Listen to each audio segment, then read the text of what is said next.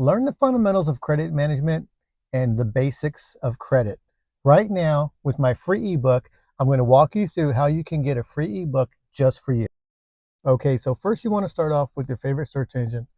Here I'm using DuckDuckGo. Go ahead and type the word summitbeacon.com, which is my website. Just type it out in the search. Go ahead and press go, and you'll see that it's the first result that comes up on the top. Summit Beacon LLC, that's my website. Go ahead and click there. And once you get to this page, you'll notice that right away, you're going to see a welcome banner. Go ahead and click on get my free ebook. Now it's going to ask you to go ahead and type in your email address. This is where you're going to want to put your email address. Oops, I accidentally put my name. Go ahead and type out the email address that you want this to be sent to. And then right after that, go ahead and type in your first name. I don't really need your whole name. First name would be just fine. Click on the sign up. You'll see this little red banner underneath there that says click here to download. Once you click download, and there you go. It's going to go ahead and bring up a PDF, which is the free ebook that I have for you today.